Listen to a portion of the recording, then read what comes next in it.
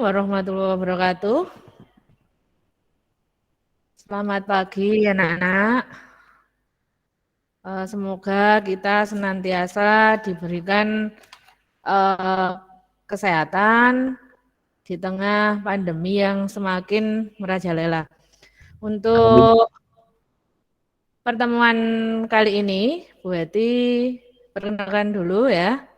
Nama saya Heti Putikasari SH ya. Untuk rumah dekat anak-anak dari sini di Jalan Manggis 12B pakai saji. Kalau kalian tahu kantor BNN, Badan Narkotika Nasional, itu di sebelah utaranya. Kemudian masuk sejauh 100 meter itu rumah saya. Di sini saya mengampu mata pelajaran PPKN, Pendidikan Pancasila dan Kewarganegaraan, mengajar kelas 11 dan 12. Anak-anak sekalian, biar kita nggak terlalu tegang ya, untuk materinya bisa kalian resume sesuai tadi yang diminta oleh Ibu Kamalat Vika ya, kemudian di-post di Google Classroom ya. Langsung saja materi tentang kesadaran berbangsa dan bernegara. Anak-anak sekalian, di era globalisasi, jangan dipelesetkan globalisasi loh ya, globalisasi, di mana dunia itu tanpa ada batas, tanpa ada sekat, yang memungkinkan kita untuk saling berinteraksi dengan dunia luar ya. Di mana dengan adanya era globalisasi tersebut, banyak sekali tantangan bagi negara kita yang dihadapi ya. Antara lain misalnya apa? Ancaman itu bisa datang dari dalam maupun luar. Kemudian kalau kita tidak punya nilai kesadaran berbangsa dan bernegara yang tinggi, itu nantinya negara kita lambat laun akan hancur ya. Kenapa saya mengatakan demikian? Kalau dulu saya mengatakan ya bahwa penjajahan itu dalam bentuk fisik anak-anak ya. Fisik itu apa? Penjajah itu membawa senjata ya untuk istilahnya menghancurkan negara kita dengan agresi militer. Kalau sekarang itu bisa dalam bentuk paham ya, misalnya apa? Paham kebebasan ya. Contohnya pergaulan bebas. Itu nantinya juga bisa merusak kesadaran berbangsa dan bernegara kita. Paham ya anak-anak ya dari sini yang saya jelaskan? Sementara ya. Itu. Kemudian anak-anak sekalian, mengingat kondisi negara kita yang sekarang. Jadi saya mengatakan generasi saya ketika saya masih kecil itu tidak secanggih sekarang. Sekarang anak kecil saja itu sudah bisa memegang HP, mengoperasikan ya. Generasi jadul seperti saya itu bahkan kalah ya. Yang mana pengaruh handphone ini juga bisa merusak kesadaran berbangsa bernegara kita. Contohnya apa? Segala pengetahuan baik yang sifatnya positif maupun negatif itu bisa meracuni alam pikiran anak. Iya apa tidak? Anak-anak, mana suaranya? Iya apa tidak? Ya. Ya.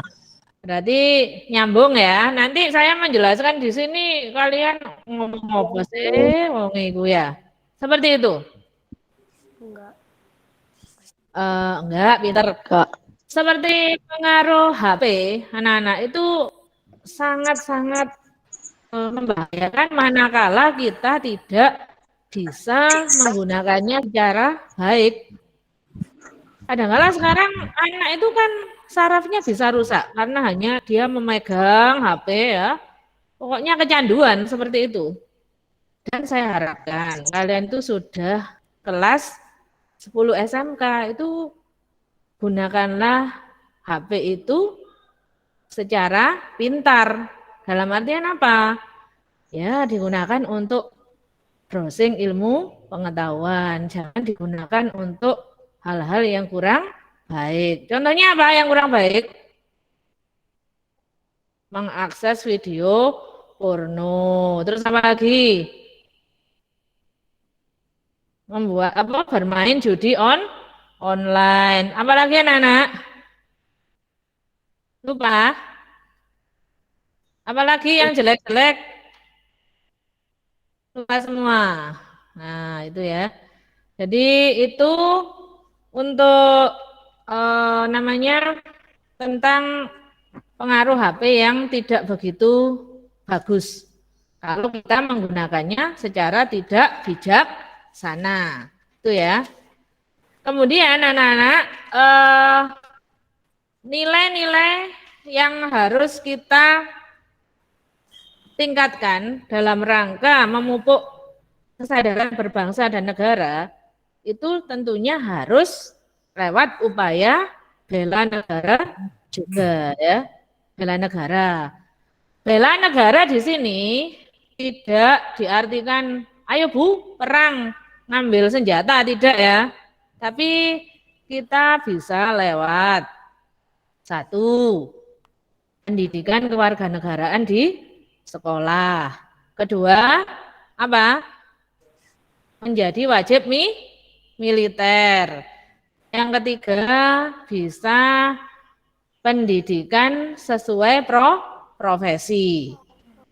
Kemudian bisa menjadi angkatan bersenjata. Itu anak-anak ya. Jadi pendidikan kalau yang tiga itu kalian tentunya sudah paham ya. Yang pendidikan sesuai profesi. Misalnya kelak nanti setelah lulus sekolah kalian bisa menjadi guru, bisa menjadi dokter, seorang penjahit, itu pun sudah bela negara. Kok penjahit bisa bela negara, Bu? Iyalah, kalau tidak ada penjahit, kita mau mendapatkan pakaian dari mana? Itu kan ya. Kemudian seorang guru mencerdaskan kehidupan bangsa. Itu sama aja dengan bela negara, itu anak-anak ya. Itu antara lain untuk bisa meningkatkan kesadaran berbangsa bernegara itu harus lewat bela negara. Kemudian caranya bela negara itu bisa dengan mewujudkan satu, bisa dicatat ya, cinta tanah air. Cinta tanah air, penjelasannya apa? Cinta tanah air itu berarti dia menerapkan dalam ditulis ya. Ya, bisa dirangkum. Yang penting-penting saja, tidak semua omongan saya. Ditulis cinta tanah air, bela negara itu bisa diwujudkan dengan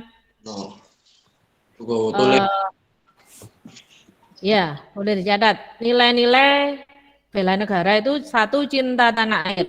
Cinta tanah air artinya kita sudah menerapkan yang namanya sila ketiga Pancasila ya. Di antaranya rela berkorban untuk bangsa dan negara, bisa ya. Kemudian bisa mencintai produk-produk dalam negeri, itu cinta tanah air. Jadi tidak ke barat-baratan. Waduh, saya kalau enggak pakai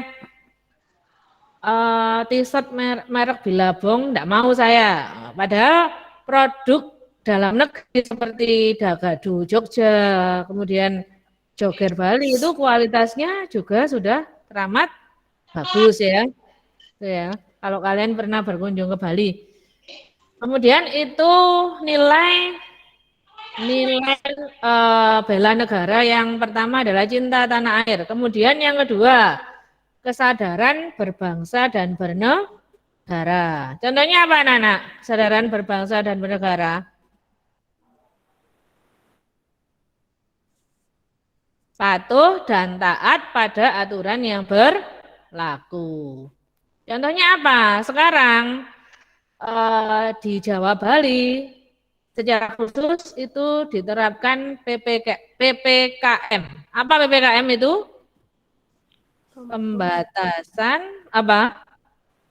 Kegiatan masyarakat. Itu seharusnya masyarakat itu taat dan patuh. Karena apa? Yang namanya pandemi ini sudah sangat merajalela, anak-anak ya. Itu tidak kelihatan anak-anak yang namanya wabah itu. Jadi yang bisa kita lakukan, patuhi saja apa yang diwajibkan oleh pemerintah. Iya itu. Contohnya apa? Oh saya enggak percaya corona Bu. Silahkan ya. Tapi nyatanya corona itu tidak hanya ada di Indonesia, seluruh dunia loh anak-anak ya. Kalau orang Jawa bilangnya pagebluk. Oh, sih pagebluk itu ya penyakit. Tapi lingkupnya adalah sewilayah. Di mana di seluruh dunia itu sudah menerapkan lockdown. Artinya apa? Tidak ada kegiatan masyarakat. Pemerintah benar-benar all out untuk bisa memfasilitasi rakyat. Tapi karena negara kita masih negara berkembang ya anak-anak ya, kemungkinan kita terbatas dana sehingga untuk sementara hanya PPKM yang bisa diberlakukan. Kalau negara-negara maju seperti Inggris, Italia, Amerika, Cina, Rusia ya, Jepang itu mungkin kalau melaksanakan lockdown kemudian memfasilitasi rakyatnya ya sudah demikian bagus karena memang mereka negara kaya ya itu harus kita maklumi. Sementara yang bisa kita lakukan dalam rangka mewujudkan kesadaran berbangsa dan bernegara itu dengan cara patuh dan taat pada aturan pemerintah. Bu Wika, permisi. Ini untuk menurunkannya gimana Bu Wika? Tidak bisa. Yang ketiga, Pancasila. Nah, Pancasila adalah ideologi negara ya. Di mana ideologi di dunia ini banyak anak-anak, tidak hanya Pancasila saja ya. Ada ideologi liberalis ya. Pakai ini ya. Nah, ideologi komunis ya. Ideologi sosialis. Kemudian kita punya yang namanya ideologi Pancasila. Yang mana itu digali dari karakteristik atau ciri khas bangsa Indonesia yang tidak dipunyai oleh bangsa lain. Itu anak-anak. Kalau kita memegang teguh Pancasila, insya Allah ya, segala gangguan, ancaman yang datang baik dari dalam maupun luar itu akan terpatahkan. Contohnya apa? Gerakan G30 SPKI tahun 65 itu yang punya niatan untuk menggulingkan ideologi Pancasila itu mengalami kegagalan ya. Tuh, karena kita punya ideologi Pancasila yang ini notabene adalah salah satu nilai-nilai bela negara yang bisa menangkal pengaruh asing. Itu. Kemudian yang keempat, nilai-nilai bela negara anak-anak. Ya. Saya harap tidak bosan ya karena memang saya ini juga menghadap komputer ini ya agak-agak gimana gitu, kacamata saya mudah-mudahan enggak tebal lagi ya. Ini yang keempat, nilai-nilai kesadaran berbangsa bernegara lewat bela negara. Yang keempat adalah rela berkorban. Kita itu harus punya sifat untuk punya sifat rela berkorban untuk bangsa dan negara. Contoh nyatanya adalah kita itu punya kemampuan untuk mengharumkan nama bangsa. Tidak hanya di dunia luar, tapi juga untuk di dalam negeri anak-anak ya. Misalnya seorang atlet, itu dia bisa menunjukkan rela berkorban untuk bangsa dan negara. Contohnya, atlet bulu tangkis yang memenangkan SEA Games di tingkat ASEAN, kemudian Asian Games di tingkat Asia atau Olimpiade di tingkat dunia itu. Kemudian yang kelima, nilai-nilai rela berkorban itu memiliki kemampuan bela negara. Kemampuan bela negara itu bisa diwujudkan dengan cara meningkatkan kedisiplinan, ulet, kemudian bekerja keras dalam menjalani profesi masing-masing. Itu anak-anak. Sebentar. Aduh, duduk.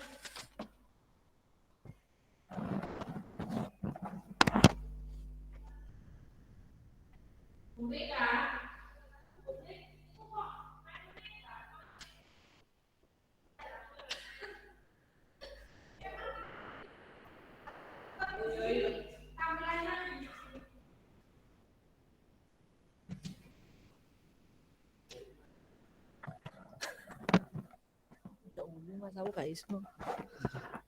Sama. Sebentar anak-anak ada gangguan teknis ya. Jadi itu tadi. Kemudian kesadaran tentang bela negara itu bisa diwujudkan dengan cara antara lain. Sekarang kan diberlakukan yang namanya PPKM. PPKM itu singkatan dari apa Pak Bayu? Pembatasan kegiatan masyarakat. Itu ya. Jadi untuk saling menjaga keamanan lingkungan anak-anak itu diterapkan yang namanya siskamling. Karena apa? Karena mungkin saja ada orang yang tidak taat karena sampai jam 8 malam itu kegiatan masyarakat sudah dibatasi. Jangan sampai ada orang yang sekiranya keliling kampung, kemudian melewati kampung ya, ini kan sudah melanggar aturan PPKM itu sendiri ya. Jangan sampai terjadi hal-hal yang tidak diinginkan. Ini anak-anak. Kemudian selain itu bisa diwujudkan dengan membantu korban bencana. Seperti beberapa bulan yang lalu sempat ada istilahnya tsunami ya di Kabupaten Malang, terutama di daerah Tirtoyudo, Ampel Gading itu banyak rumah-rumah yang roboh ya. Seperti itu kita bisa mewujudkan bela negara itu dengan cara apa? Dengan memberikan sumbangsih kita.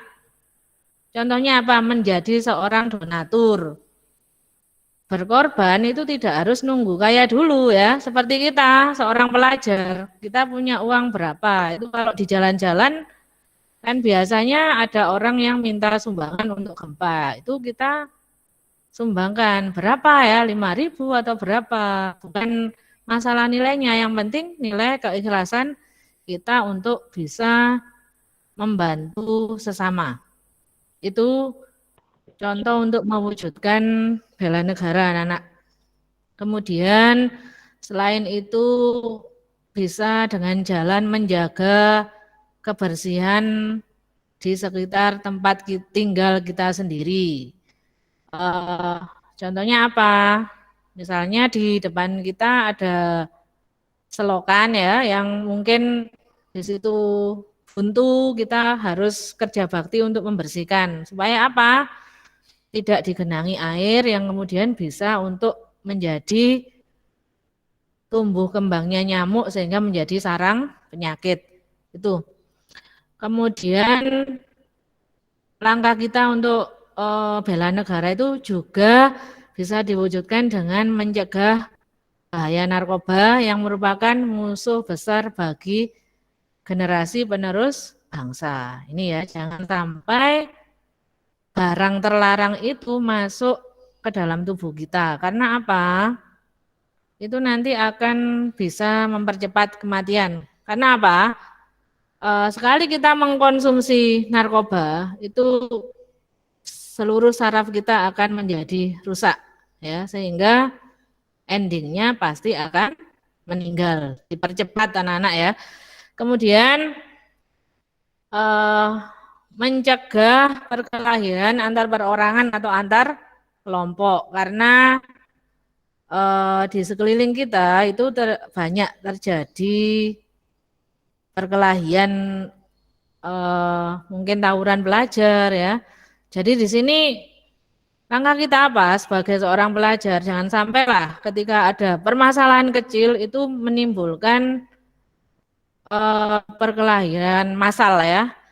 Hal ini seperti yang terjadi di Ambon anak-anak ya, tahun 90-an itu kerusuhan Ambon itu kan awal mulanya hanya perkelahian antar kampung A dan B ya, sampai akhirnya karena ada hasutan, kemudian ada provokator, sehingga meluas menjadi pertikaian SARA. SARA itu apa? Suku, agama, ras. Yang semula itu hal kecil menjadi dibesarkan. Itu harus kita cegah. Dan semua itu termasuk juga namanya upaya bela negara anak-anak. Kemudian masih banyak lagi contohnya ya. Bisa cinta produksi dalam negeri ya, agar Indonesia tidak terus mengimpor dari luar. Produk dalam negeri. Contoh yang sekarang itu sedang dikembangkan adalah menggunakan batik ya. Jadi di setiap event atau peristiwa apa itu batik selalu dikenakan sebagai busana nasional. Ini termasuk cinta produk dalam negeri. Kemudian bisa dengan cara melestarikan budaya Indonesia dan tampil sebagai anak bangsa yang berprestasi ya. Itu banyak sekali langkahnya. Anak-anak sekalian, itu antara lain langkah kita untuk bisa mewujudkan bela negara.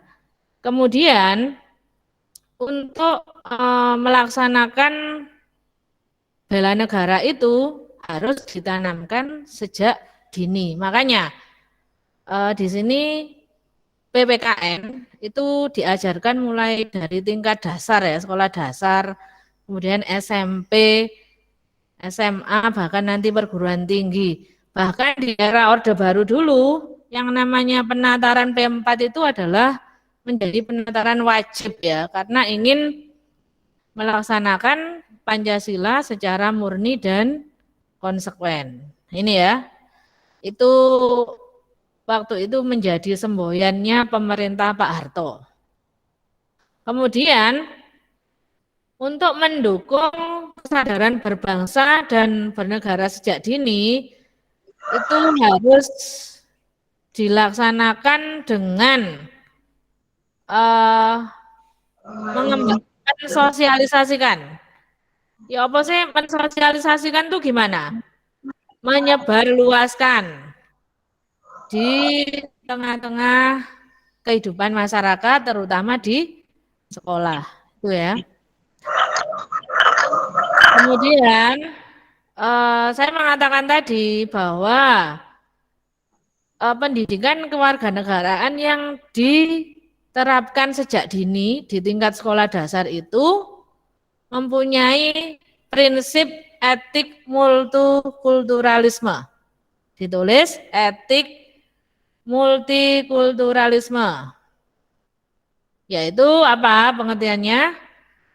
Kesadaran perbedaan satu dengan yang lain menuju sikap toleran, yaitu menghargai dan menghormati perbedaan yang ada. Jadi toleran itu apa sih? Menghormati. Jadi saling menghormati.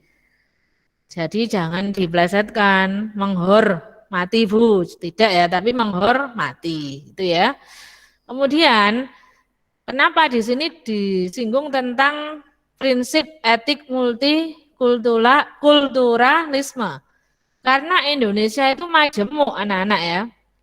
Majemuk itu apa? Jamak bermacam-macam. Tidak ada, tidak hanya satu suku di sini.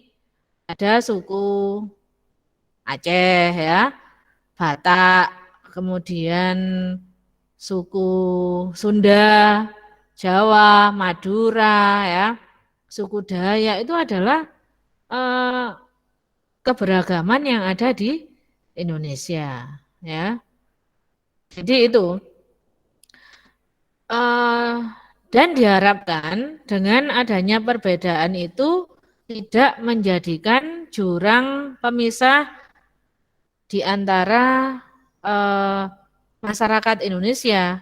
Justru ini harus menyatukan anak-anak ya. Untuk bisa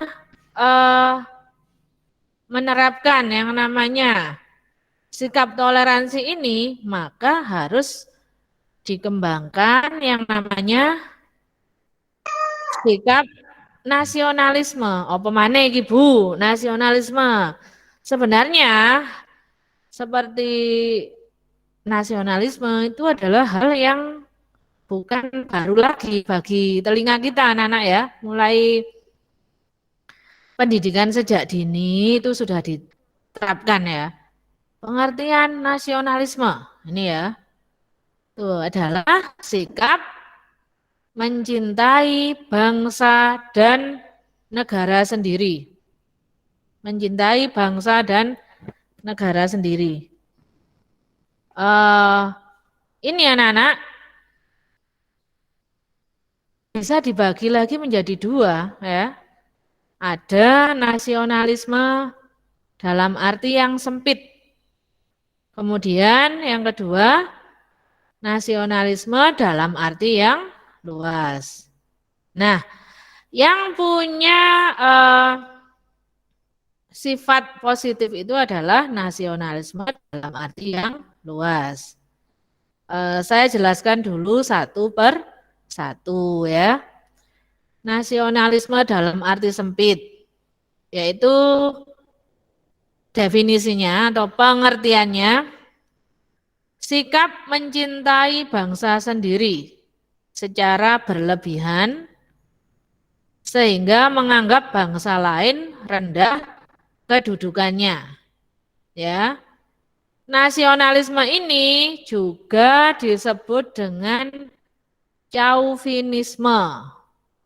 Coba anak-anak, kira-kira nasionalisme dalam arti sempit ini bagus apa tidak? Mana suaranya? Tidak. Oh tidak, tidur. Berarti kalian alhamdulillah tidak tidur ya. Jadi nasionalisme dalam arti sempit itu tidak bagus. Karena apa? Pengalaman sejarah pernah menggoreskan kejadian tentang nasionalisme sempit, di mana di sini terjadi saat Perang Dunia Kedua yang menggambarkan kekejaman yang namanya Hitler ya.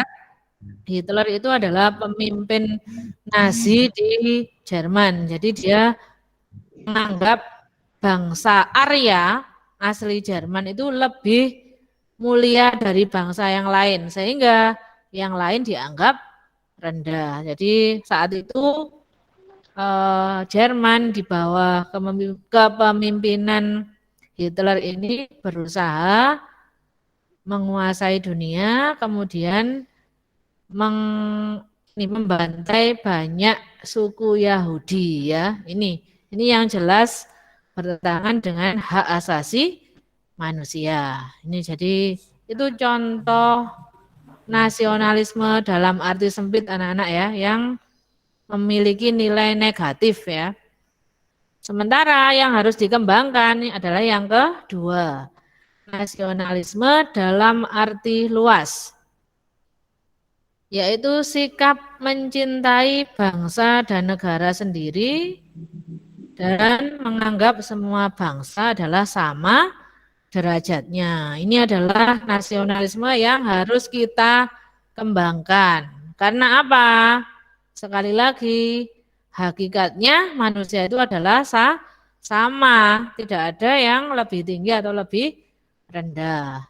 Makanya di pembukaan Undang-Undang Dasar Negara Kesatuan Republik Indonesia tahun 1945 itu dijelaskan bahwa ya di alinea pertama bahwa kemerdekaan itu ialah hak segala bangsa dan oleh sebab itu maka penjajahan di atas dunia harus dihapuskan. Oh, pinter. Karena tidak sesuai dengan pri kemanusiaan dan pri keadilan. Terus bla bla bla itu ya. Jadi titik-titik itu ya. Nah, ini menunjukkan bahwa saya mengatakan tadi nasionalisme sempit yang sudah pernah menggoreskan sejarah yang kelam di era Perang Dunia Kedua itu tidak boleh terulang lagi. Sehingga yang harus ditegakkan adalah nasionalisme dalam arti luas. Saya mengatakan, anak-anak, segala sesuatu kalau berlebihan itu tidak baik. Ya, Pak, enggak? Cinta kepada negara, tapi sangat berlebihan. Ini akhirnya cenderung untuk merendahkan negara lain. Sehingga timbul yang namanya penjajahan itu ya. Saya contohkan, kenapa orang Barat menjajah Indonesia, negara-negara Asia? Itu karena menganggap bangsa Asia lebih rendah derajatnya. Itu loh ya, yang tidak boleh dikembangkan. Sehingga melanggar hak asasi manusia. Sehingga saya mengatakan sesuatu yang baik itu adalah yang tidak berlebihan. Contohnya adalah nasionalisme dalam arti luas. Cinta sih cinta kepada bangsanya, hanya tidak merendahkan bangsa lain. Itu ya. Jadi itu yang perlu dikembangkan. Kemudian anak-anak sekalian, saya mengadopsi dari bukunya Hans Kohn ya, dalam bukunya Nationalism, Its Meaning and History ya, itu mengartikan nasionalisme itu dari beberapa versi ya. Yang pertama pendapat beliau adalah pengertiannya nasionalisme itu adalah suatu paham yang berpendapat bahwa kesetiaan individu tertinggi harus diserahkan pada negara. Di sini ada enggak yang penggemarnya drakor? Mana suaranya? Penggemar drakor, paling yang perempuan ini drakor ya. Di sini saya mengatakan anak-anak, saya bukan berarti ini ya. Kalau bela negara di Indonesia itu artinya bukan hanya angkat senjata ya. Sama halnya kalau kita melakukan sesuatu yang baik untuk negara itu sudah bela negara. Ini saya mengisahkan tentang masyarakat di Korea Selatan ya. Anak-anak sekalian, Korea Selatan itu sekarang sedang konfrontasi dengan Korea Utara. Ya, jadi kedua negara Korea ini berseberangan paham ya. Kalau Korea Utara itu punya haluan komunis, sementara Korea Selatan itu punya haluan liberalis. Dan aturan di negara Korea Selatan itu ada yang namanya wamil, anaknya, wajib militer. Bagi siapa? Bagi anak laki-laki di dalam suatu keluarga ya. Jadi meskipun kalau kalian mengikuti film Korea itu ya, meskipun dia seorang aktor terkenal katakanlah seperti Rain atau Lee Min Ho itu ya, itu meskipun dia aktor, dia wajib mengikuti pendidikan militer ya. Selama kalau tidak salah 2 tahun. Dan di Korea itu bagi warganya yang laki-laki wajib ya. Kecuali dalam satu keluarga itu anaknya hanya satu, itu dibebaskan. Itu kalau di Korea, saya cerita ya. Ini yang tentang kesetiaan individu tertinggi diserahkan pada negara.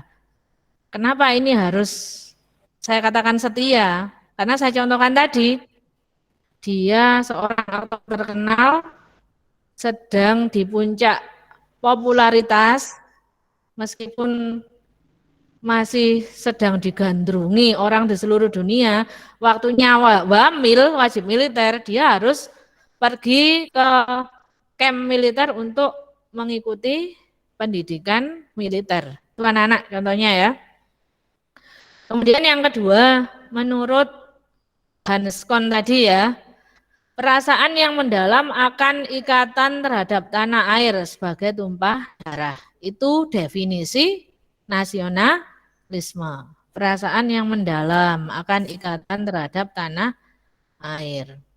Jadi misalnya ini saya cerita tentang siapa ya? Kecintaan terhadap tanah air, meskipun orang itu pandai ya. Ini aja Pak Habibie ya. Profesor Dr. Insinyur B.J. Habibie, beliau adalah wakil Presiden Republik Indonesia di era Soeharto, kemudian menjadi presiden selama 1 tahun. Beliau adalah salah satu 10 orang terpandai di dunia. Beliau sangat jenius ya anak-anak, sehingga sangat dibutuhkan oleh luar negeri ya, terutama Jerman itu, negara Jerman itu menginginkan beliau untuk menyumbangkan pikiran dan tenaganya untuk bekerja di sana. Beliau menetap di Hannover, tapi tetap karena kecintaan terhadap Indonesia, tetap Pak Habibie ini menjadi warga negara Indonesia. Tapi Pak Habibie ini lama sekali ya domisilinya atau tinggal di Jerman ya, sehingga seolah-olah menjadi warga sana, tetapi tetap menjadi warga negara Indonesia. Itu contoh nasionalisme, anak-anak ya. Kemudian meninggal, tetap dimakamkan di tanah air karena beliau adalah seorang warga negara Indonesia. Kemudian ada 3 hal yang harus kita lakukan untuk membina nasionalisme di Indonesia. 1, dengan cara mengembangkan persamaan di antara suku bangsa penghuni Nusantara. Persamaan. Jadi saya mengatakan Indonesia itu punya banyak suku ya. Yang di sini tentunya beda adat istiadat ya. Karena apa? Perbedaan suku, adat istiadat ini antara lain disebabkan oleh letak geografis juga ya. Kemudian dengan adanya keanekaragaman ini, jangan sampai menjadi pemecah belah persatuan itu. Kemudian yang kedua, bisa mengembangkan sikap toleransi. Toleransi tadi apa anak-anak? Mana suaranya? Oh, tidur semua. Menghormati. Oh ya, menghormati, pintar ya. Jadi harus ditekankan begini, bahwa kita harus menghormati orang lain kalau ingin dihormati itu. Itu kita kembangkan. Jadi tidak merendahkan suku bangsa lain. Kemudian yang ketiga, memiliki rasa senasib dan sepenanggungan di antara sesama bangsa Indonesia. Rasa senasib. Saya mengatakan dari Sabang sampai Merauke, kenapa? Meskipun kita orang Jawa dengan orang Aceh itu harus merasa senasib, karena apa? Sama-sama dulu pernah dijajah oleh Belanda itu ya. Belanda pernah juga menjajah di Aceh ya, dengan perlawanan rakyat sana yang begitu heroik ya. Ada Tengku Umar, Cut Nyadin ya, Cut Mutia, itu menunjukkan bahwa kita itu kalau mengaku bangsa Indonesia itu karena punya rasa senasib sepenanggungan itu ya. Kemudian anak-anak sekalian yang perlu saya jelaskan juga, ada beberapa hal yang harus kita hindari dalam memupuk semangat nasionalisme itu ya. Satu, sukuisme. Pengertiannya menganggap suku bangsa sendiri yang paling baik. Ini tidak boleh ya. Kalau misalnya kalau di tingkat SMK, saya rasa teman kita itu masih homogen atau sejenis ya. Tapi kalau sudah duduk di perguruan tinggi, kita akan bisa mengenal teman-teman yang dari Sabang sampai Merauke. Makanya sebagai orang Jawa, misalnya kita merasa secara fisik lebih baik dari mereka, contoh dibandingkan dengan orang Timur, itu kita tidak boleh ya, harus saling menghormati tetap ya. Tidak menganggap, kulitmu hitam, saya kan putih, tidak boleh begitu ya.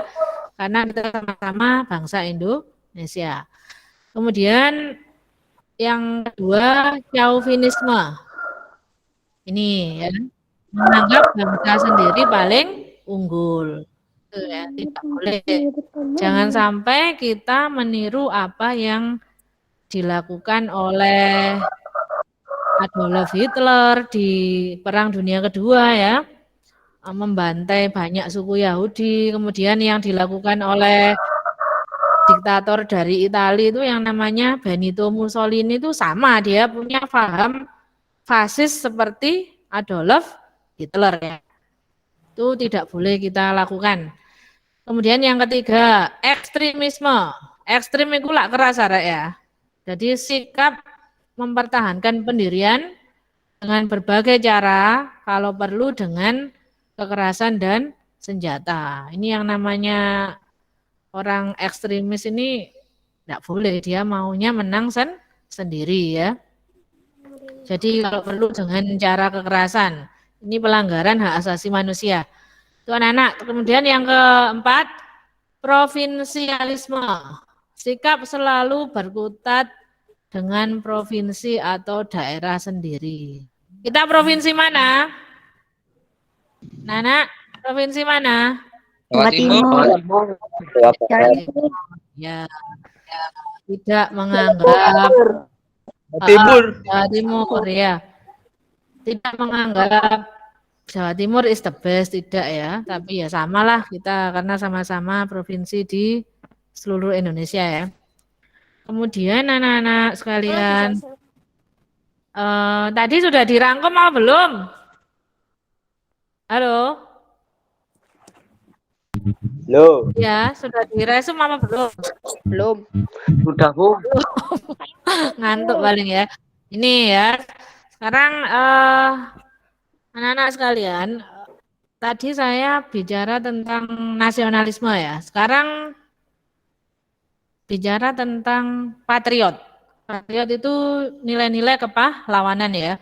Sikap patriotisme itu ternyata kalau bangsa Indonesia itu sudah diawali dari perlawanan melawan penjajah ya, bukan hanya Belanda, bahkan Portugis, Spanyol ya. Itu sifatnya adalah kedaerahan.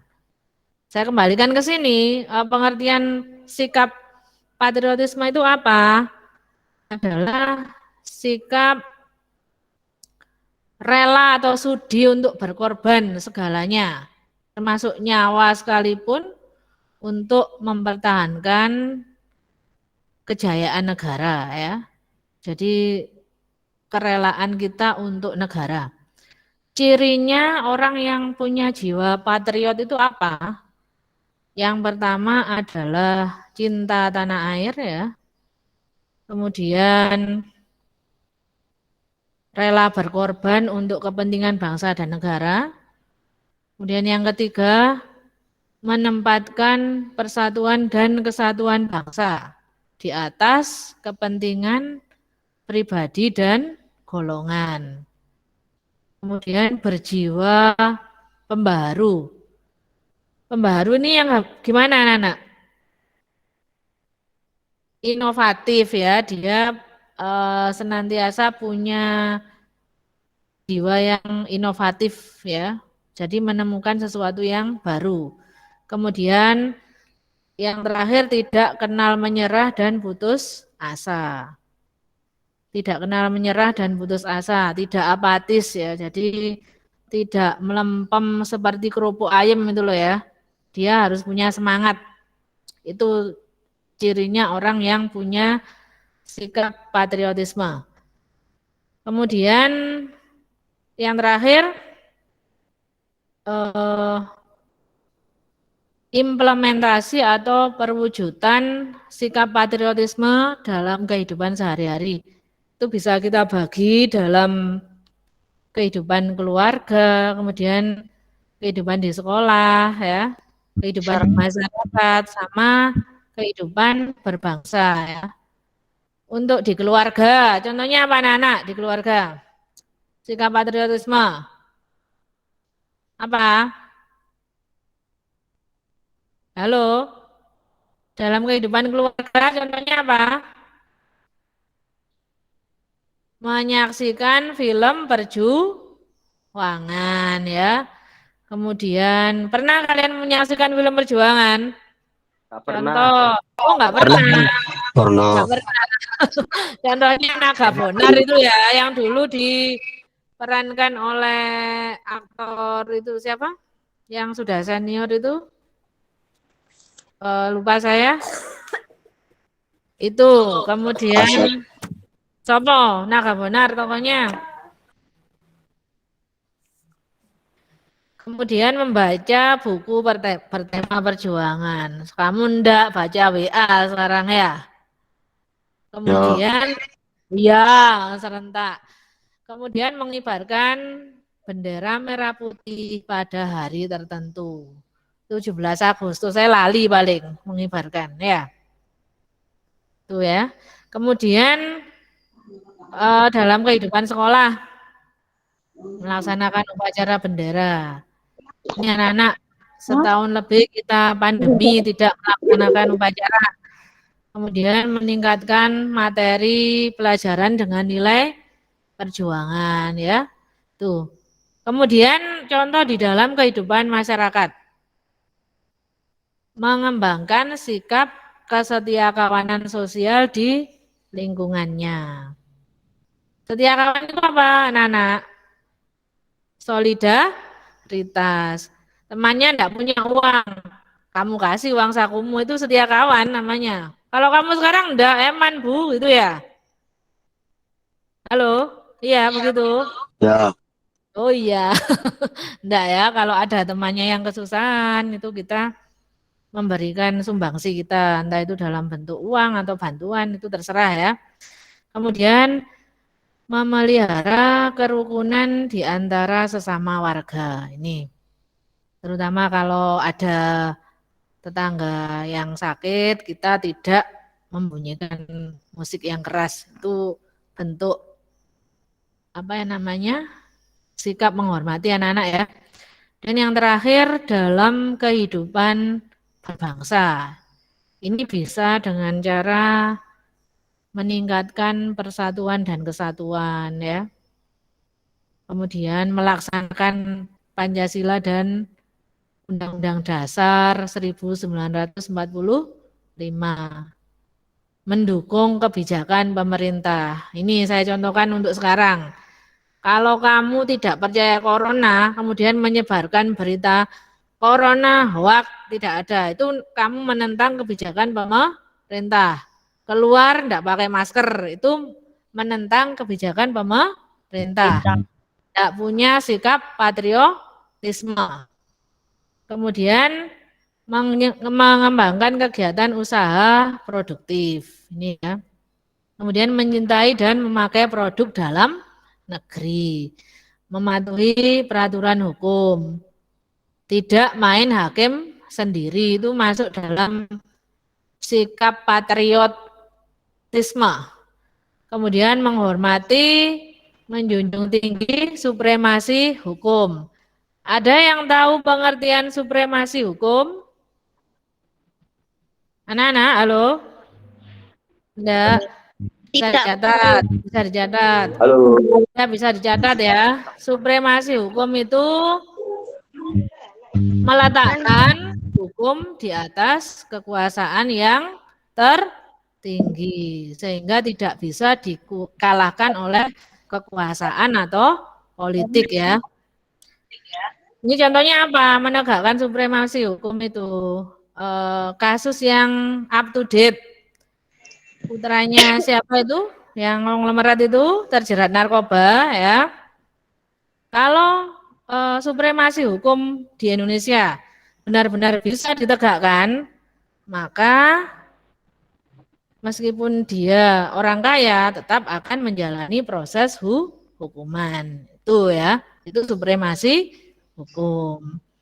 Kabar terbaru sedang ditahan ya, kemudian mengajukan rehabilitasi ke Badan Narkotika Nasional. Itu kalau supremasi hukum ditegakkan ya anak-anak.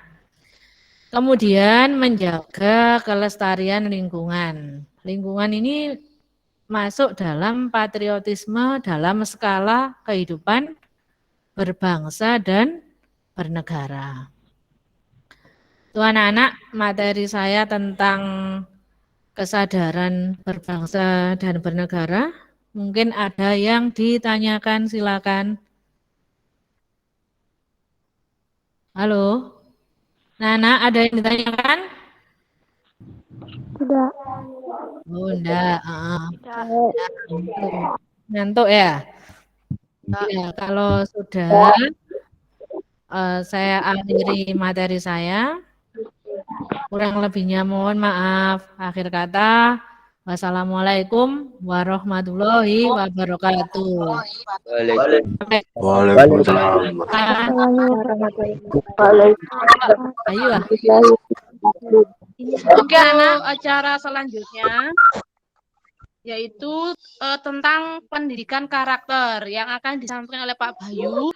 Untuk materinya sudah saya share di Google Classroom. Jadi bisa melihat di Google Classroom atau kalian melihat langsung di Google Meet, nanti pemateri akan meng-share materinya. Jadi bisa download nanti setelah kegiatan atau selama kegiatan ini kalian silahkan melihat share screen yang akan ditampilkan oleh pemateri. Jadi untuk materi hari ini yaitu pendidikan karakter ya. Nah, nanti tugas kalian yaitu membuat video yang kemarin juga terangkan yang dikumpulkan hari Kamis ya, membuat video tentang pendidikan karakter di lingkungan kalian sehari-hari. Jadi bisa tema religius, peduli lingkungan, kedisiplinan, mandiri, atau gotong royong. Tugas video ini bisa dikerjakan secara individu atau secara kelompok ya. Habis ini pemateri akan dimulai. Akan saya siapkan terlebih dahulu untuk medianya. Terima kasih. Ya, Bu.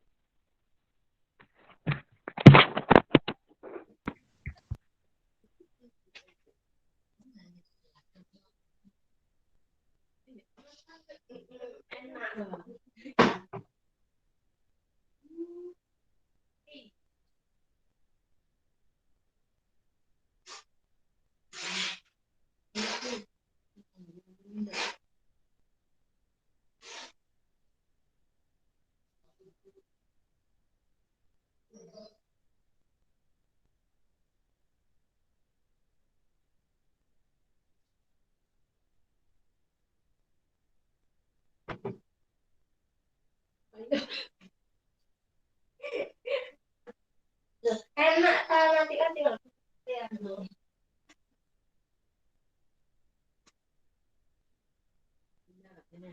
enggak aku bunyinya sakit. Enggak mulut gitu. Ini enggak omae wis. Aduh salah dijogo dhewe awake tenan iki.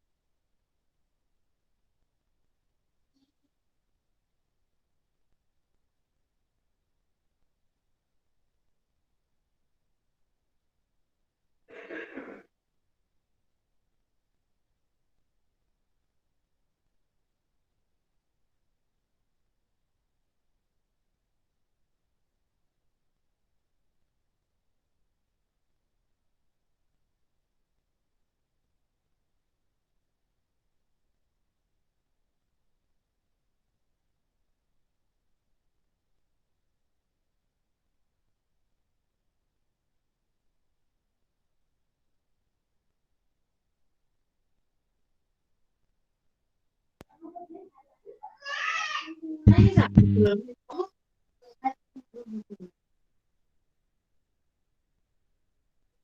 Amit dulu lagi.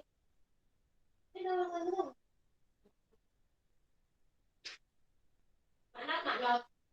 Itu jenenge bukur Petro. Oh, Tara. Ternyata zaman biar kan. Iya. Aku dulu pakai notebook. Iya.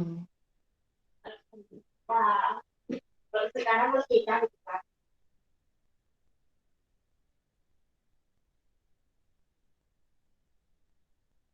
Siswa baru itu istilahnya apa? Siswa, mahasiswa baru lah.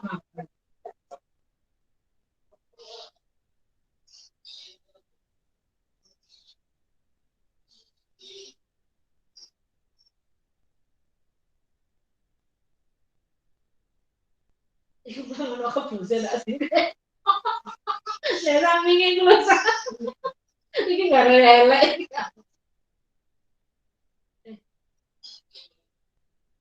Ya, tak sama iya.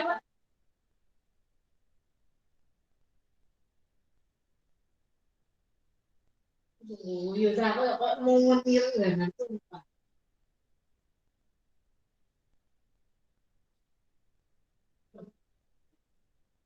Aku oleh email.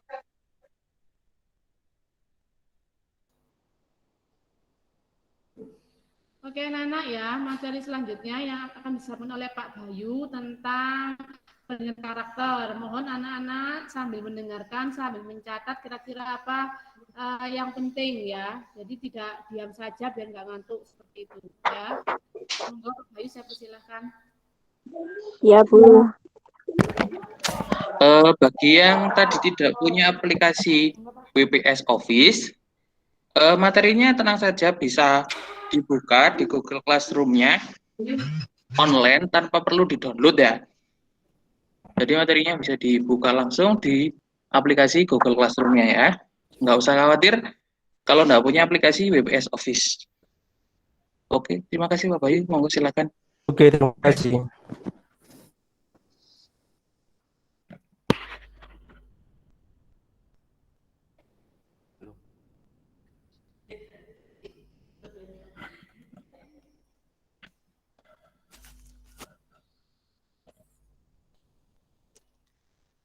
Assalamualaikum warahmatullahi wabarakatuh.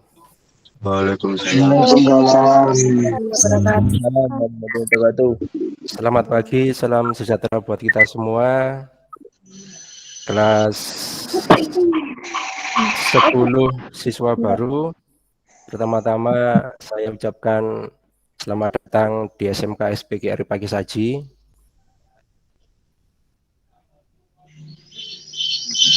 Dengan ada 2 pilihan jurusan, yaitu jurusan akuntansi keuangan lembaga dan perkantoran. Apapun jurusannya, itu pilihan Anda semua, tidak masalah. Nanti prospek ke depan, masa depan kalian ada di tangan kalian masing-masing. Baik, perkenalan untuk hari ini. Perkenalkan, nama saya Bayu Hermawan. Alamat rumah saya di Desa Wonokerso. Di SMKS ini saya mengajar pelajaran produktif akuntansi. Jadi khusus untuk anak-anak yang mengambil jurusan akuntansi yang insya Allah nanti ketemu dengan saya. Untuk anak-anak yang jurusan perkantoran nanti juga ketemu saya di SMKS PGRI Pagi Saji, tetapi tidak di kelas. Masa pandemi belum berakhir, terpaksa kita tatap mukanya seperti ini menggunakan aplikasi Google Meet.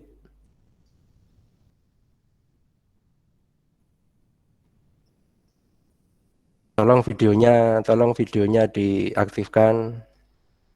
Nah, itu kelihatan Mbak Luna. Apa kabar Mbak Luna? Mbak Luna, Dewi Wulan, Risma, dengar suara saya semua? Oke, sip. Benar, Pak. Selanjutnya untuk masa pandemi ini kita tatap mukanya seperti ini. Ya, mudah-mudahan lah secepatnya masa pandemi berakhir, jadi kita bisa tatap muka secara langsung di sekolah. Kemudian untuk materi MPLS hari ini saya bagian masalah pendidikan karakter. Materinya sudah saya share juga. Sudah bisa dilihat materi saya? Ya. Sampai Anda nanti silakan dibaca, silakan dipahami. Nanti ada tugas akhirnya, ada tugasnya. Tugasnya tidak jauh-jauh dari kehidupan kita sehari-hari. Nanti silakan nanti sampean praktekkan tentang pendidikan karakter.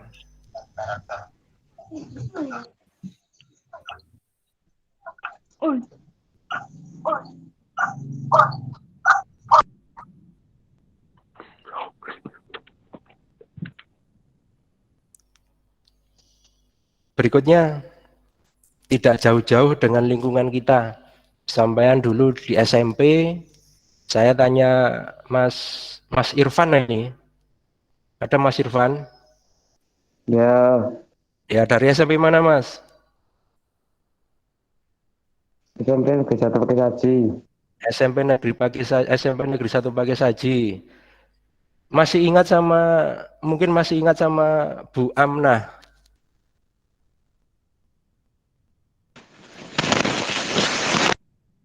Pernah diajar Bu Amnah?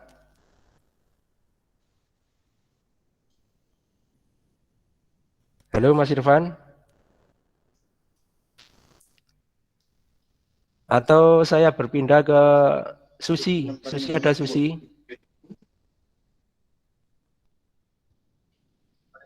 Susi Anti? Ya, Dari SMP mana, Mbak? SMP Dari SMP mana? PGRI 2 Pagi Saji. SMP PGRI 2. Kira-kira di SMP PGRI 2 kemarin ada nggak istilahnya guru yang Ya, di SMP PGRI 2 Pagi Saji kemarin ada nggak istilahnya guru killer?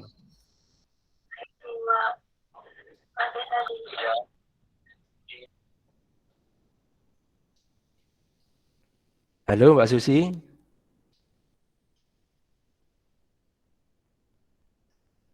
Mbak Susi? Gak ada komen? Mas Irfan, dengar saya Mas Irfan? Dengar.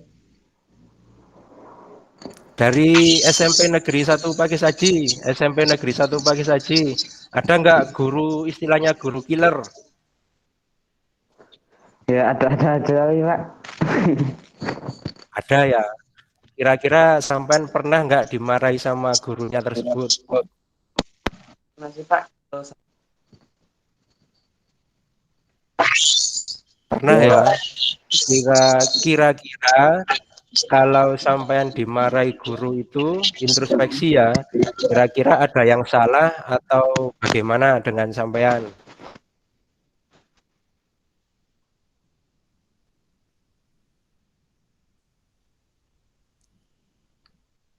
Mas Irfan? Nyambung Mas Irfan?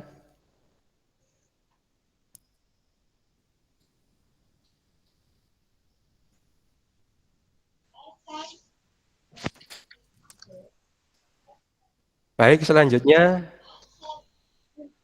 mungkin suara saya kurang jelas di situ. Untuk pendidikan karakter itu semuanya kembali ke diri masing-masing. Silakan semuanya aja bertanya ke diri sendiri, jangan bertanya kepada rumput yang bergoyang. Gak bisa itu ya. Disampaikan silakan tanya ke diri masing-masing.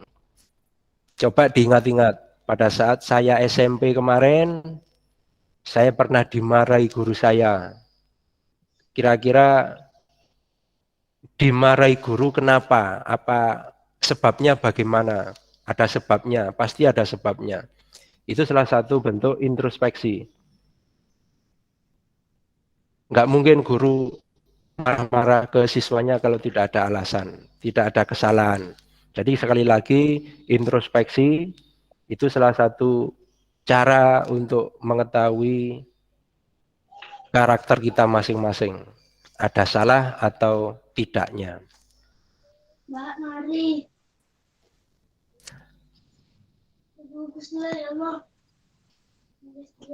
Untuk pendidikan karakter sendiri sudah digaungkan sama pemerintah Presiden Jokowi dengan istilahnya revolusi mental. Revolusi mental itu mengubah mental masing-masing personal, masing-masing orang dari mental yang kurang baik diusahakan berevolusi menjadi mental yang lebih baik. Menjadi pribadi yang lebih baik lagi. Contoh pribadi yang baik, yang paling sulit untuk kita lakukan, contohnya aja. Sudahkah Anda semua berkata jujur? Berani nggak berbuat jujur?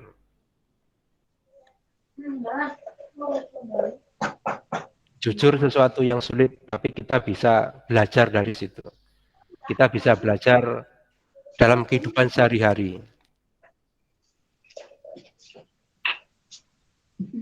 Contoh lagi yang sering sampai lakukan, sudah dilakukan juga di sekolah. Contohnya saja misalkan Mbak Kusnul Koilila, dengar suara saya? Ya, dengar. Mbak Kusnul Koilila dari SMP mana? PGRI 1 Pakai Saji. Dari SMP PGRI 1 Pakai Saji. Sampaian di SMP kemarin sering terlambat masuk sekolah atau tidak? Tidak. Tidak. Masuknya jam berapa? Setengah 7. Setengah tujuh kurang. Sampai di sekolah jam berapa sampai di sekolah pagi? Jam 6.30. Ya, terima kasih. Itu adalah salah satu dari Mbak Kusnul Koilila dari SMP PGRI 1 Pakai Saji. Mbak Kusnul, jawabannya tadi jujur atau tidak jujur? Jujur tapi kadang-kadang. Jujur tapi kadang-kadang. Kira-kira banyak terlambatnya atau tidak terlambat? Tidak ya. Ya, terima kasih. Jadi Mbak Kusnul contohnya tidak atau jarang sekali terlambat. Jadi masuk sekolahnya on time. Itu adalah salah satu pembelajaran pendidikan karakter. Contohnya lagi misalkan Mbak Susi dengar suara saya, Susianti.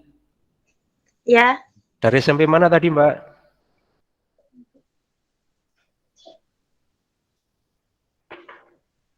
Mbak Susi.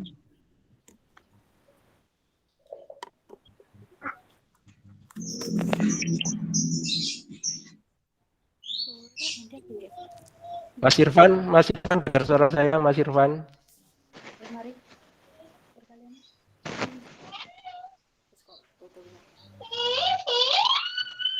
Ini yang baru kelihatan Mbak Fani dengar suara saya. Dengar.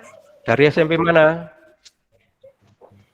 SMP 1 Pak Jerman itu loh Pak. Oh, SMP Negeri 1 Pakisaji. Mbak Fani, coba saya tanya tentang pendidikan karakter. Rumah sampai di mana? Flamboyan Pak. Oh, Flamboyan sebelah sini. Ya. Mbak Fani dulu kalau di SMP ujiannya ngerjakan sendiri atau mencontek? Mengerjakan sendiri. Jujur atau jujur? Jujur Pak. Jujur. Contohnya Mbak Fani jujur mengerjakan ujian dengan kemampuan sendiri. Salah satu bentuk pendidikan karakter juga.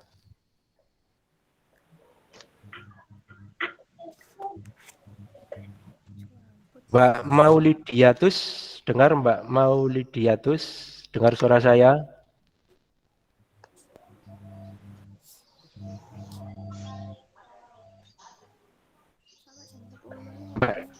Mbak Devi,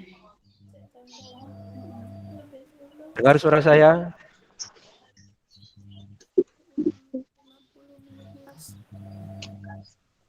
Mbak Dewi Wulan, dengar suara saya? Mic-nya dihidupkan. Mbak Dewi?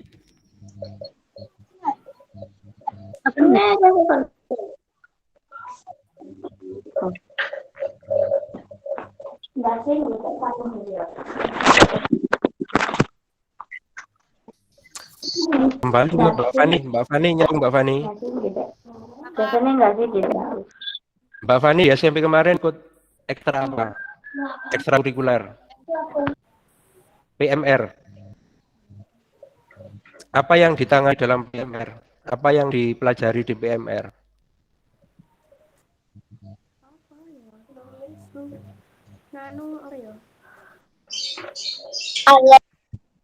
Menolong orang sakit? Iya Pak. Menolong orang insan? Ya. Ada kira-kira teman Mbak Fani yang tidak ikut ekstra sama sekali? Ada Pak. Ada. Banyak atau sedikit? Sedikit. Kira-kira menurut Mbak Fani, antara siswa yang ikut ekstrakurikuler sama yang tidak ikut ekstrakurikuler berbeda atau sama? Berbeda. Berbedanya menurut Mbak Fani bagaimana? Kira-kira ditinjau dari karakter anaknya, kira-kira lebih baik yang ikut ekstra atau yang tidak ikut ekstra?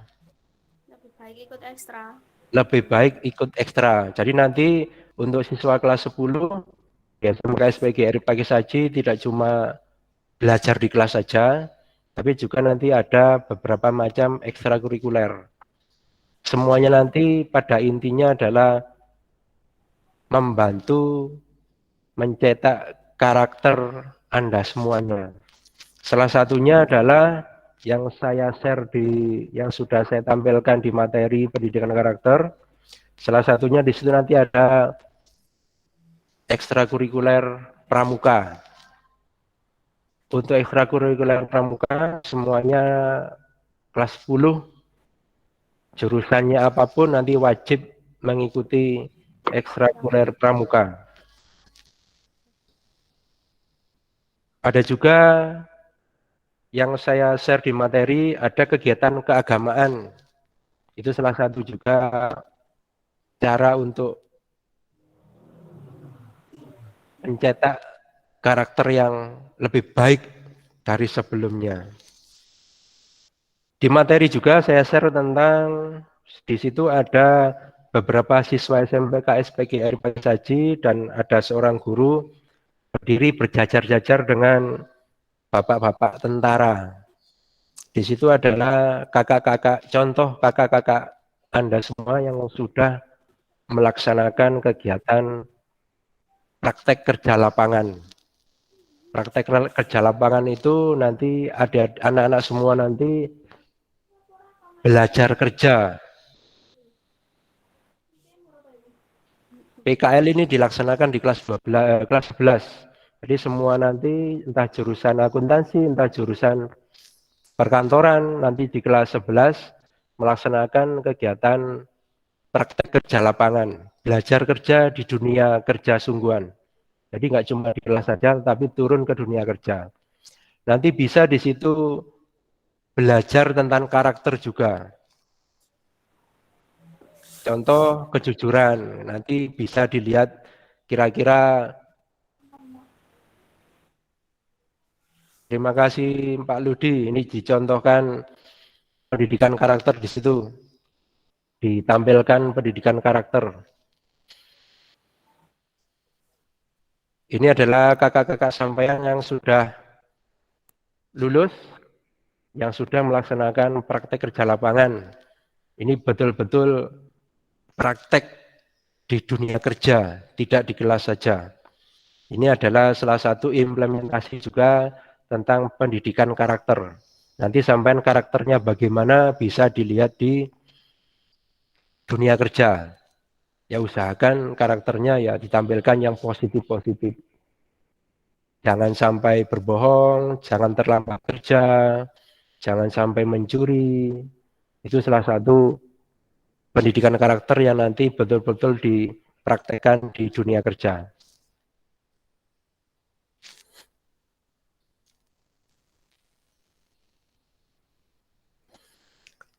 Untuk berikutnya ada juga contoh pendidikan karakter yang saya share yang saya sampaikan di materi. Di situ adalah kakak-kakak Anda yang ikut lomba tari remo.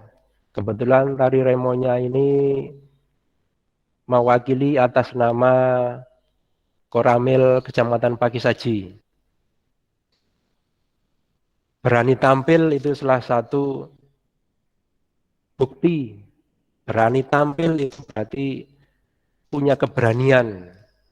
Jarang sekali atau mungkin banyak sekali teman-teman sampean yang katakanlah yang paling mudah disuruh menjadi petugas upacara, menjadi pemimpin upacara. Saya jamin pasti banyak yang berlomba berebut tidak mau Pak. Tetapi kalau sudah mempunyai kepribadian yang bagus, punya jiwa kepemimpinan, pasti berebut untuk maju. Contohnya adalah kakak-kakak sampean yang berani mewakili Koramil Pakisaji dalam lomba tari remo. Ini tingkat kabupaten di markas Kodim di Kepanjen. Walaupun tidak mendapatkan nomor, tetapi nilai positif yang bisa didapat di situ adalah berani tampil karena mempunyai jiwa kepemimpinan.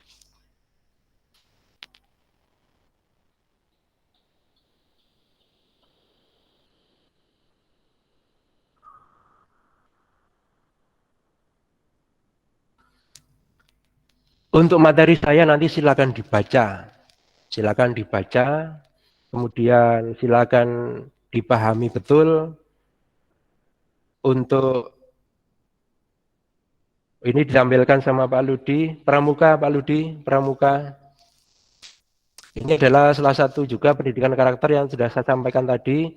Kelas 10 wajib ikut. Kelas 10 wajib ikut ekstra pramuka. Ini adalah kakak-kakak sampainya sudah lulus dengan Bapak Kepala Sekolah, dengan kakak pembina. Ini adalah penggemblengan calon kakak-kakak OSIS yang ada di SMK SPGR Pagi Saji, juga kakak-kakak pramuka juga. Kebetulan ini adalah diklatnya di Kepanjen. Untuk materi berikutnya, untuk materi pendidikan karakter, saya tidak akan membaca satu persatu, silakan dibaca sendiri, silakan dipahami. Kemudian setelah sampai membaca nanti silakan dipahami, nanti sampean bisa di situ salah satu adalah poin kelima, ada dampak pendidikan karakter. Dampak pendidikan karakter atau kata lainnya apa yang sampean bisa lakukan dengan karakter sampean. Sampean bisa membedakan karakter yang baik sama karakter yang kurang baik. Atau ada karakter positif, ada karakter yang negatif. Kalau Anda semua tahu yang negatif, bisa juga membedakan mana yang karakter yang positif. Nanti tinggal kembali ke Anda semuanya. Kira-kira mau ikut karakter yang negatif atau karakter yang positif. Sekali lagi, untuk dampak pendidikan karakter, nanti kita lihat kembali ke person masing-masing, kembali ke orangnya masing-masing. Apakah Anda mau mengikuti, mau mempraktekkan karakter yang negatif? Saya rasa bukan pilihan yang bijak, bukan pilihan yang tepat. Alangkah senangnya orang tua kalian, alangkah senangnya keluarga kalian jika nanti suatu saat kalian muncul menjadi pemimpin-pemimpin negeri ini. Muncul dengan karakter yang positif. Contoh saja, Bapak Presiden, Bapak Jokowi, itu adalah berangkat dari kalangan biasa, masyarakat biasa. Dari kalangan tidak mampu. Karena karakter beliau bagus, akhirnya menjadi pengusaha furniture, akhirnya menjadi terjun ke dunia politik, akhirnya dipercaya mayoritas penduduk Indonesia untuk menjadi seorang presiden, pemimpin kita bersama. Sekali lagi, kembali ke diri masing-masing. Kalian semua sudah paham mana yang sudah tahu mana yang karakter negatif, mana karakter yang positif. Saya nggak bakal menjelaskan. Semua sudah tahu, sudah paham. Tinggal kalian pilih yang mana. Karakter negatif atau karakter yang positif. Saya harap semuanya bisa belajar untuk menampilkan karakter yang positif.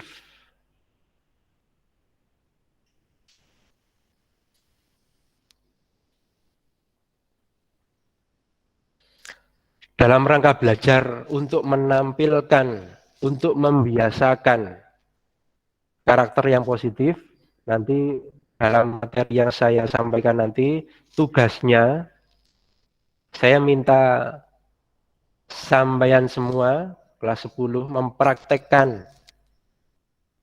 mempraktekkan satu perbuatan yang berkarakter positif. Bisa difoto, bisa juga di dalam bentuk video. Tunjukkan, contohkan perbuatan kalian yang mengandung unsur karakter yang positif. Tugasnya bisa difoto atau dalam bentuk video. Itu tugas untuk materi pendidikan karakter. Mudah sekali. Contohnya apa kira-kira Pak? Mudah. Mbak Maulidiatus, dengar suara saya, Mbak Maulidiatus? Iya, Pak. Sebutkan contoh mudah pendidikan karakter yang positif yang sering sampean lakukan, yang pernah sampean kerjakan.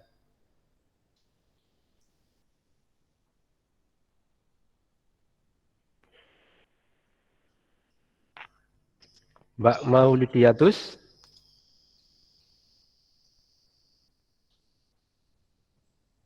Mic-nya dihidupkan. Mbak Fani, kembali ke Mbak Fani. Mbak Fani, dengar suara saya? Dengar, Pak. Mbak Fani, sebutkan contoh satu saja pendidikan karakter perbuatan yang bernilai positif yang sering sampean lakukan, yang pernah sampean lakukan.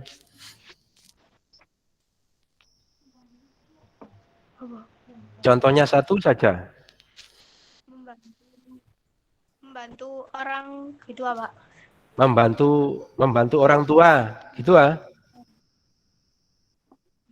Ya. Membantu orang tua, contohnya membantu apa? Contohnya membantu orang tua, contohnya membantu apa? Ya nyapu. Contoh sepele saja, nggak usah sulit-sulit. Kita membantu orang tua di rumah, contoh menyapu, mencuci piring, mencuci baju, itu salah satu contoh pendidikan karakter yang bermuatan positif. Atau yang muslim, contoh yang mudah yang sering kita lakukan, pendidikan yang bermuatan positif, contohnya sholat 5 waktu. Itu sudah mencerminkan karakter yang positif. Atau yang non-muslim, yang agama Hindu misalkan, ada kegiatan di pura, ikut berpartisipasi, itu merupakan contoh yang paling dekat dengan lingkungan kita, yang sering kita lakukan, contoh karakter yang bermuatan positif. Jadi nanti saya minta tolong untuk anak-anak semuanya, yang bisa dalam bentuk foto, bisa dalam bentuk video, saya minta tolong dipraktekkan satu saja kebiasaan yang sering sampean lakukan, kebiasaan yang bermuatan karakter yang positif. Jelas? Jelas. Oke. Mungkin itu saja yang bisa saya sampaikan dalam tatap muka kali ini.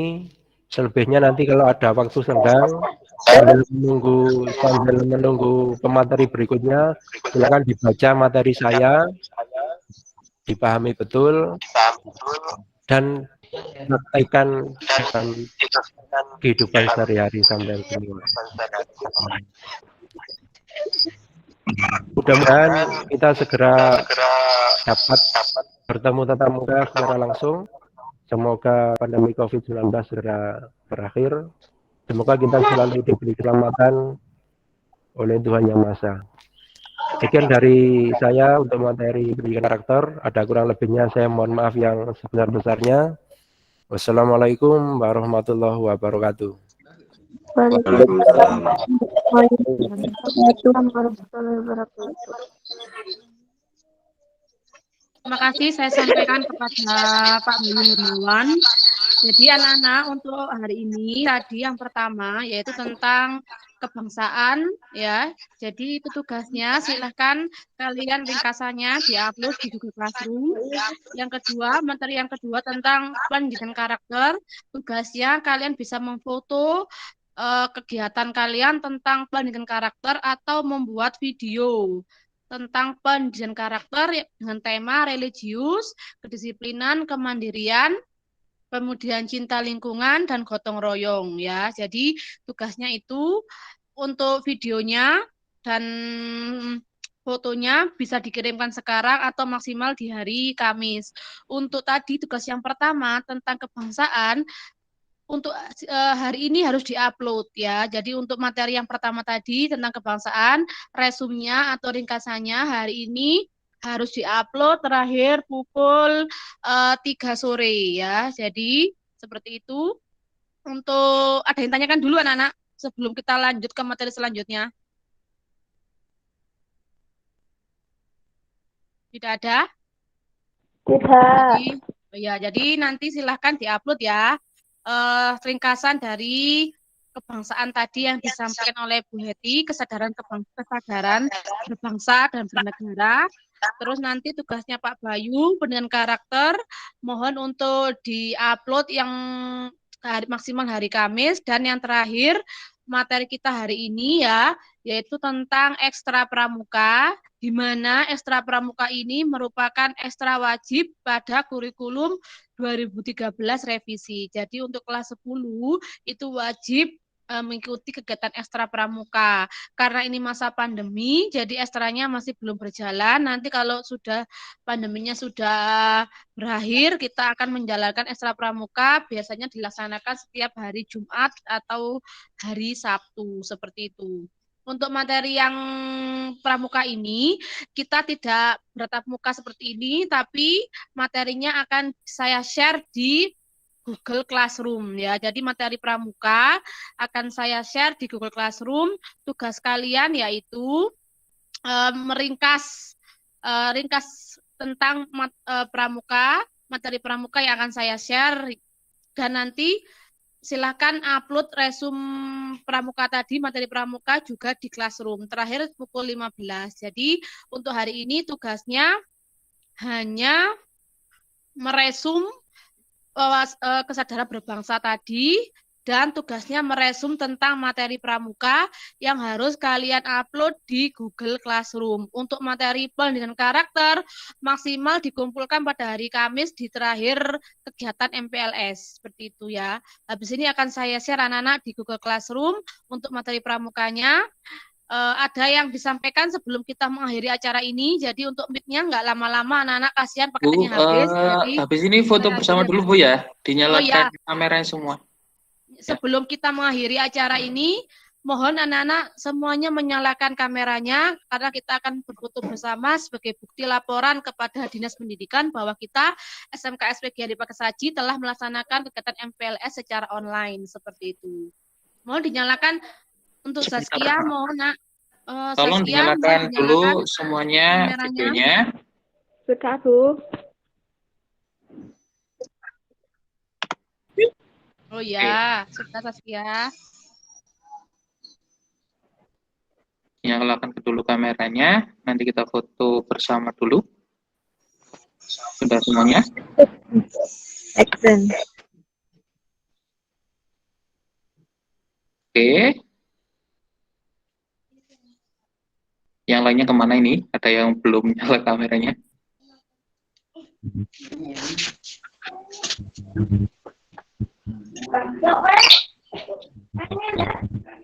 Oke, sudah ya. Saya foto dulu dalam hitungan. 1, 2, 3. Sekali lagi. 1, 2, 3. Oke, terima kasih. Sudah, Bu? Oke, anak-anak, terima kasih untuk acara hari ini. Terima kasih, applause untuk kalian semua ya. Untuk besok tetap menggunakan Google Meet ya. Jadi tidak semua materi menggunakan Google Meet. Jadi disiapkan untuk medianya besok. Kita tetap menggunakan media Google Meet untuk menyampaikan materi hari ketiga, seperti itu ya. Saya akhiri kegiatan hari ini. Assalamualaikum warahmatullahi wabarakatuh. Waalaikumsalam. Silakan kalian bisa meninggalkan kelas.